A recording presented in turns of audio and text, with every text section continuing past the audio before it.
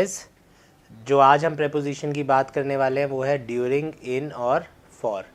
अब हमें दो चीज़ें समझनी है। जब हम स्पॉटिंग एरर्स करते हैं तो चीज़ें 100% गलत होनी चाहिए, लेकिन जैसे ही हम फिल इन द ब्लैंक्स में आते हैं, हर कॉम्पिटिटिव एग्जाम में लिखा होता है pick the most suitable option.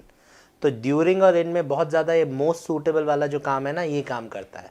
तो अगर फिल इन द ब्लैंक्स में आपके पास ड्यूरिंग और इन दोनों का ऑप्शन है तो हर जगह 99% जगह पे दोनों ठीक होते हैं।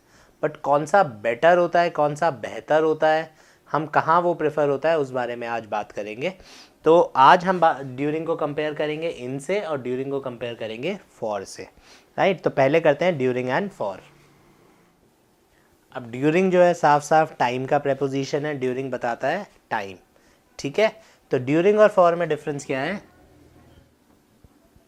ड्यूरिंग बात करता है व्हेन की और फॉर बात करता है हाउ लॉन्ग की, मतलब कब हुआ और कितने समय के लिए हुआ। मैं कहता हूँ मैं गर्मियों में मेरी तबीयत ख़राब थी, ठीक है, या 3 महीने के लिए लॉकडाउन हुआ, ठीक है। तो 3 महीने के लिए लॉकडाउन हुआ इज़ फॉर, और मार्च अप्रैल मई में या मार्च में लॉकडाउन हुआ, अप्रैल में लॉकडाउन हुआ, गर्मियों में लॉकडाउन हुआ, दैट इज़ ड्यूरिंग। सो कब हुआ और कितने समय के लिए हुआ। तो जब भी मैं कब का आंसर करूँगा मैं बात करूँगा ड्यूरिंग की, और कितने समय का आंसर करूँगा तो मैं बात करूँगा फॉर की। Example,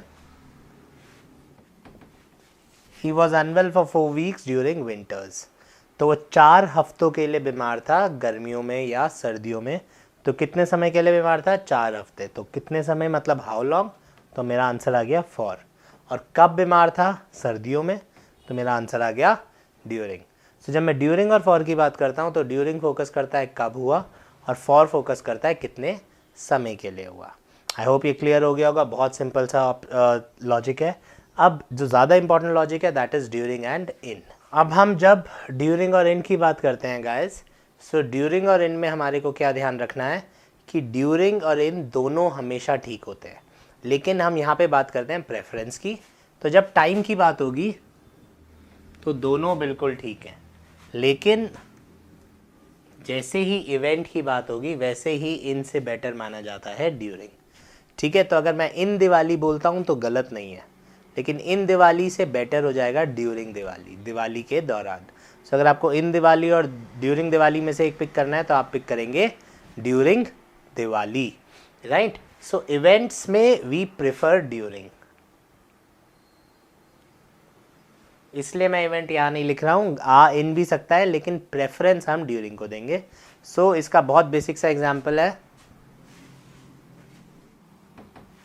I was troubled by him dash my service. तो अब यहाँ पे सर्विस क्या है, टाइम है कि इवेंट है? सर्विस इवेंट है, क्योंकि कब ट्रबल किया नहीं, किस दौरान ट्रबल किया।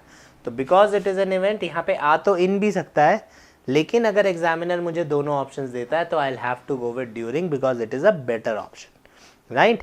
तो मैं यहाँ पे लिखूंगा ड्यूरिंग। तो स्पोकन इंग्लिश की बात करते हैं तो ड्यूरिंग सुनने में बेटर लगता है कई बार, तो आपकी इंग्लिश बेटर बनाता है वो, तो आप ड्यूरिंग यूज़ करेंगे तो you will sound better. But अगर इन यूज़ कर रहे हैं तो आप गलत नहीं है, कोई प्रॉब्लम नहीं है।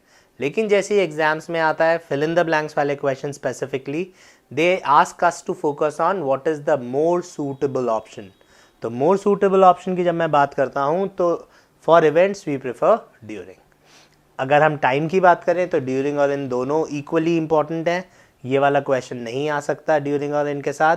ड्यूरिंग और इनके साथ जब भी क्वेश्चन आता है एग्जाम्स में तो वो आता है इवेंट्स का। इवेंट्स का आएगा तो हम उसमें ड्यूरिंग लिखेंगे। आई होप क्लियर हो गया होगा during in and during for. Thank you guys.